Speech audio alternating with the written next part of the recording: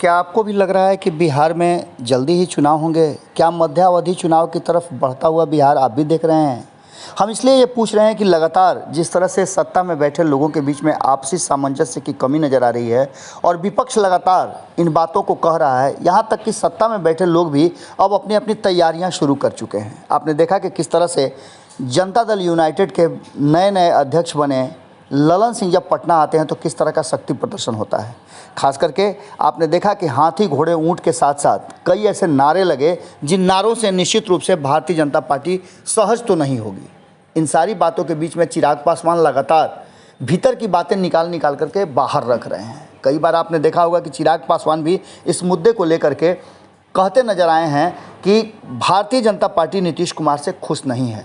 नीतीश कुमार हमेशा भारतीय जनता पार्टी और केंद्र सरकार की योजनाओं को पीछे ढकेलने का काम करते हैं और अपनी उन सड़ी गली योजनाओं को बाहर लेकर के आते हैं। उनका 7 निश्चय भ्रष्टाचार का अड्डा है, उसके बावजूद भी 7 निश्चय योजना का प्रचार करने में वो गाढ़ी कमाई के जनता के पैसे का दुरुपयोग कर रहे हैं प्रचार करने में।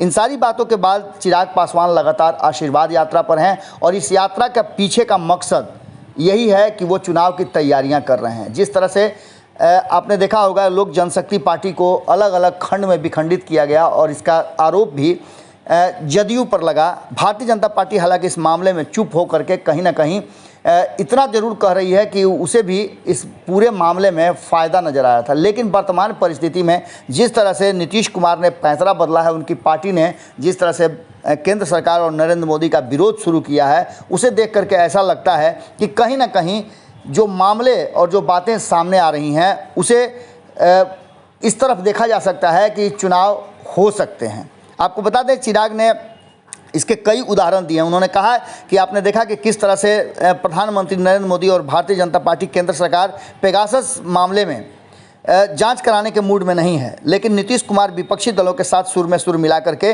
पेगासस जासूसी मामले में जांच करवाने के लिए लगातार दबाव बना रहे हैं। इतना ही नहीं, जातिगत जनगणना हो, एनआरसी हो, जनसंख्या नियंत्रण कानून जैसे कई ऐसे मुद्दे हैं जिस पर नीतीश कुमार केंद्र सरकार से बिल्कुल अलग विचार रखते हैं। उन्होंने विरोध भी करना शुरू कर दिया है। और इतना ही नहीं, पीएम बनने की महत्वाकांक्षा एनडीए पर थोप रहे हैं। इस तरह का जो नया शगुफा है, कहा यह भी जा रहा है कि आपने देखा होगा और सुना भी होगा, भारत लाइव ने भी इस खबर को चलाया था कि किस तरह से ललन सिंह जब पटना आए थे तो बड़े भारी हुजूम में ये नारा लगा था कि हमारा प्रधानमंत्री कैसा हो तो नीतीश कुमार जैसा हो।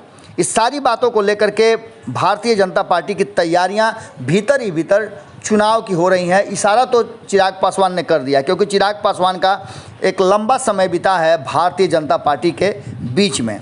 आपको बता दें कि नीतीश कुमार चालाकी से मध्यावधि चुनाव कराना चाहते हैं और इसके कई कारण भी सामने नज़र आने लगे हैं। जिस तरह से राष्ट्रीय पार्टी बनाने की बात चल रही है, जिस तरह से थोपा जा रहा है कि भारतीय जनता पार्टी जिन राज्यों में चुनाव होने जा रहे हैं उसमें नीतीश कुमार की पार्टी जदयू को भी शामिल करे, ये सारी बातें इस बात की तरफ इशारा कर रही है कि कहीं ना कहीं चिराग पासवान जो बात कर रहे हैं और जिसकी तैयारी लालू प्रसाद भी कर चुके हैं, कांग्रेस भी कर रही है। आपने देखा कि देश भर की जितनी भी विपक्षी पार्टियां हैं वो कहीं ना कहीं एकजुट होने का कोशिश कर रही है। इन सारी बातों को लेकर के नीतीश कुमार जितना सफोकेशन महसूस कर रहे हैं और वर्तमान परिस्थिति में चिराग पासवान ने जो उनको दंश दिया है वो तो साफ नज़र आ रहा है। अब ऐसी स्थिति में देखने वाली बात होगी कि चिराग पासवान जो बातें कह रहे हैं उसमें कितनी सच्चाई है। क्या आप भी समझ रहे हैं कि मध्यावधि चुनाव हो सकते हैं? अगर ऐसा है आप सोचते हैं तो निश्चित रूप से आप कमेंट बॉक्स में अपने विचार जरूर लिखिएगा। बहुत बहुत धन्यवाद। अगर ये वीडियो पसंद आई और वह बिहार के राजनीति और बिहारियत से सरोकार रखेनी तो सब्सक्राइब बटन दबा के चैनल के सब्सक्राइब कर ली। ओजे एगो घंटी बा, ओकरा बटन दबा देला से कुल सटीक और मारक खबर रुआ मुफ्त में मिल जाई। अगर रुआ पत्रकारिता के हमनी के नया प्रयोग में सहयोग कर चाहतानी तो ज्वाइन बटन दबा दी। पेटीएम नंबर नोट कर ली 9386816700। धन्यवाद।